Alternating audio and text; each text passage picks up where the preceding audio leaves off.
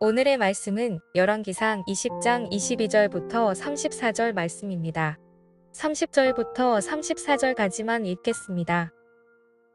그 남은 자는 아벡으로 도망하여 성읍으로 들어갔더니 그 성벽이 그 남은 자 27,000명 위에 무너지고 베나닷은 도망하여 성읍에 이르러 골방으로 들어가니라.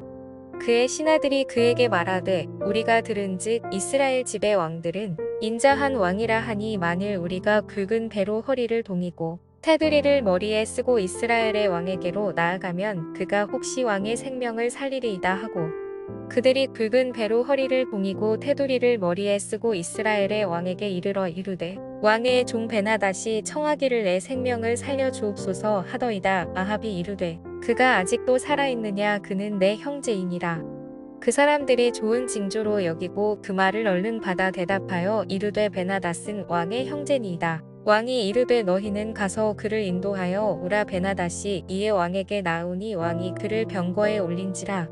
베나닷이 왕께 아르되 내 아버지께서 당신의 아버지에게서 빼앗은 모든 성읍을 내가 돌려보내리이다. 또 내 아버지께서 사마리아에서 만든 것 같이 당신도 다메섹에서 당신을 위하여 거리를 만드소서. 아합이 이르되 내가 이 조약으로 인해 당신을 놓으리라 하고 이에 더불어 조약을 맺고 그를 놓았더라. 여러분, 어제 본문에 북이스라엘의 왕 아합은 놀라운 승리를 경험했습니다. 아무리 보아도 승리할 수 없는 여건에서 하나님의 말씀에 순종하여 엄청난 대승을 그가 경험했죠. 아랍 연합군은 33개의 나라가 연합하여 이스라엘을 치러 왔는데 이스라엘은 그저 232명의 청년들과 그 뒤에 7,000명이라는 군사로 그 연합군에게 대승을 거두었습니다. 그러니까 아합 왕은 하나님의 위대하심을 보게 된 거예요. 그리고 오늘 본문을 보면 어제 패배했었던 아람 왕 베나닷이 다시 군사를 이끌고 이스라엘을 다시 공격하기 시작했다는 겁니다. 그런데 이번에도 이 전쟁은 이스라엘에게 쉽지 않은 전쟁이었다는 거예요. 그리고 왜 쉽지 않은 전쟁이었냐면 오늘 본문 27절을 보면 이렇게 기록합니다. 이스라엘 자손도 소집되어 군량을 받고 마주 나가서 그들 앞에 진영을 치니 이스라엘 자손은 두 무리의 적은 염소떼와 같고 아람 사람은 그 땅에 가득하였더라. 여러분, 오늘 이 말씀에 뭐라고 기록하고 있습니까? 이스라엘은 두 무리의 적은 염소떼와 같고 아람 사람은 그 땅에 가득했다라고 그렇게 기록하고 있어요. 그러니까 이번에도 수적으로 이스라엘이 불리했다라는 거예요. 여러분, 예전에 저희 형님이 실제로 18대 1로 싸운 적이 있었습니다. 그리고 저희 형은 운동선수예요. 일반인보다 피지컬이 굉장히 뛰어납니다. 그런데 아무리 피지컬이 좋다고 하여도 여러분, 다수와 싸움을 이기는 게 불가능에 가까운 거예요. 말이 안 되는 거죠. 그래서 그날 엄청 맞고 왔어요. 여러분, 마찬가지로 지금 이스라엘은 숫자가 훨씬 적고 아람 군대는 그 수가 훨씬 많았다는 거예요. 그리고 당연히 이스라엘은 이 전쟁에서 이기기가 어려운 거죠.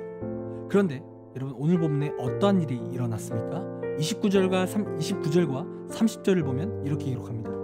진영이 서로 대치한 지 7일이라. 일곱째 날에 접전하여 이스라엘 자손이 하루에 아람 보병 10만 명을 죽이매 그 남은 자는 아벡으로 도망하여 성읍으로 들어갔더니 그 성벽이 그 남은 자 27,000명 위에 무너지고 베나닷은 도망하여 성읍에 이르러 골방으로 들어가니라.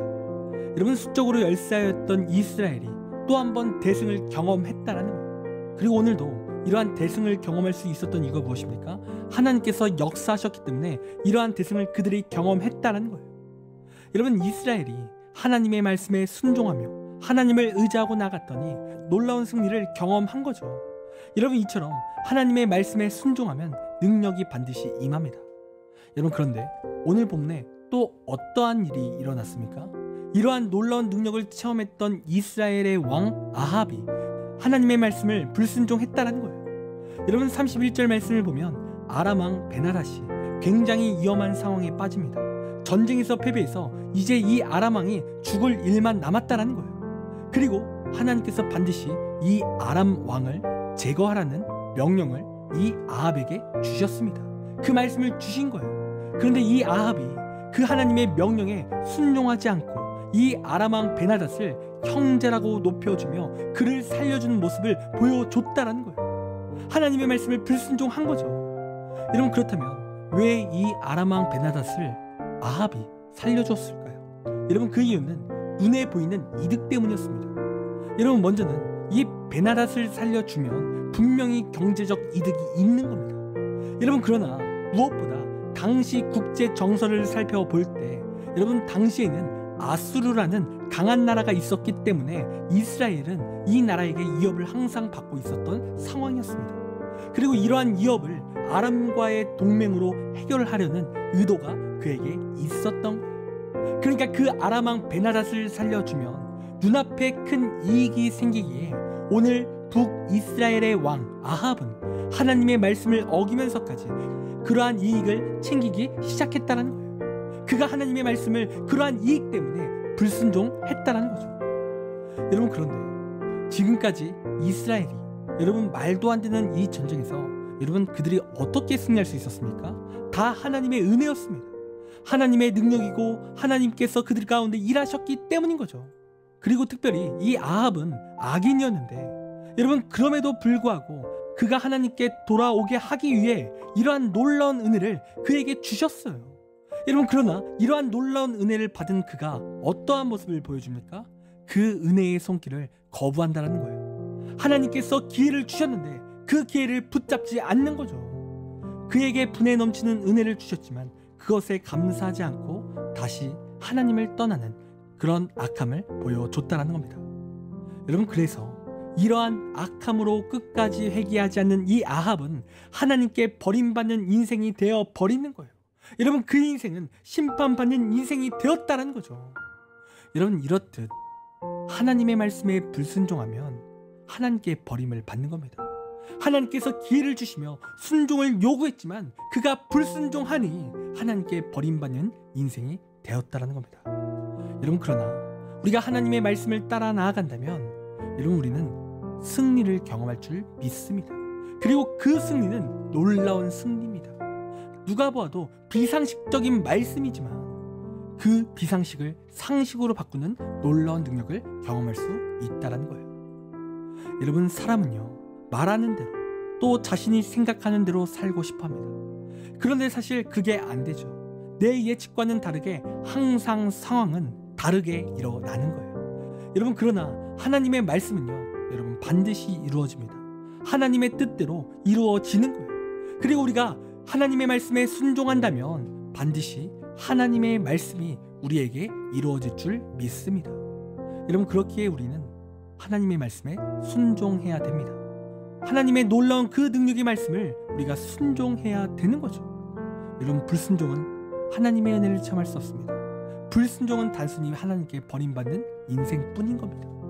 여러분, 그러므로 하나님의 말씀에 순종하십시오. 순종이 능력입니다. 순종이 생명입니다.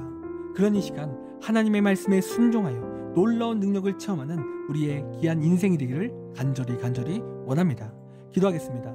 하나님, 우리의 삶 가운데 언제나 우리가 주님 말씀에 반응하게 하시고 언제나 그 하나님의 말씀에 우리가 순종할 수 있도록 인도하여 주시옵소서.